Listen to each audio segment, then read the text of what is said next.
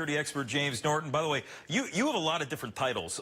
So do we go with that one? Do we talk about play action strategies, or do we just let it go? Homeland Security is great. Okay. Let's talk about this tonight. When you got the word this morning, what happened? What was the first thing that went through your mind?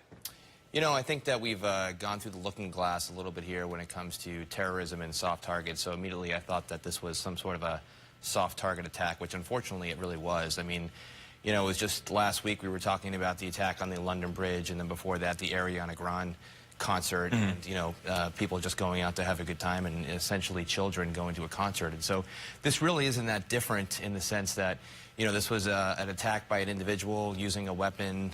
You know, most of the attacks we've seen lately have been either somebody using a vehicle, somebody using a knife, and in this case, you know, somebody using an assault rifle. Very singular attack, very pointed.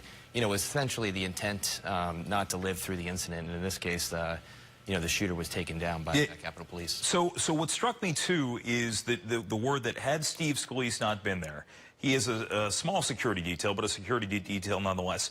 It would have been very likely you would have had these lawmakers on a baseball field with no protection against a guy with a gun. I mean, that made a huge difference in this case. Yeah, absolutely. I mean, it was fortunate that there were Capitol Police on site. You know, the Congress traditionally doesn't really have security.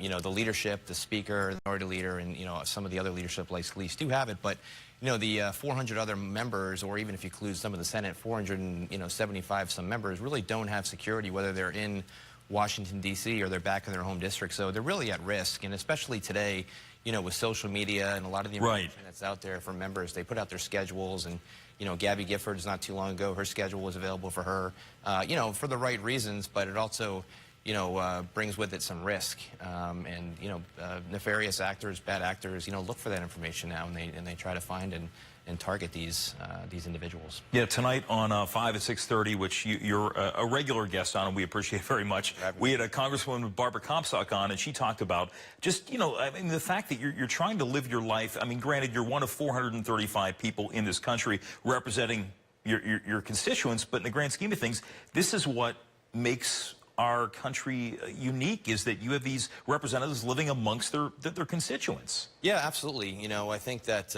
you know, the ability to approach and speak with your constituent, be able to walk into the Capitol building at any time without necessarily an appointment is one of the benefits of living in this country, and it's a great thing. But, you know, I think since the late 1990s, when we closed Pennsylvania Avenue after a couple of planes and guns were shot off at the White House, that really started the progression in terms of Washington, D.C. starting to become a little bit more of a security fortress apparatus. I think post 9/11, we saw a lot of road barriers popping up around Washington. We saw a lot of screening devices at the different buildings like the Capitol, federal buildings. Executive agencies then started to begin to have protection for cabinet members. You know, it really was only the Secretary of Defense, State, that really had security at that point, and then, you know, most of the cabinet, if not all, now at this point have their own security. Yeah. And this was also pre-Homeland Security. The department didn't exist at that point. So before we head out of here, we're not going to solve the world's woes right here tonight in 30 seconds, but I mean, what do you do from here? I mean, is this a matter of revisiting procedures?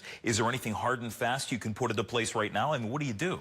You know, I think vigilance, self-awareness, education, understanding your environment, knowing that you're going into these crowds, whether it's, you know, 7 o'clock in the morning or midnight, that, you know, always kind of having a little bit more of awareness, especially when in these big cities, metropolitan areas. And I think, you know, we can do a lot to educate ourselves and just have general awareness. All right, James Norton, thanks for staying up late with us tonight.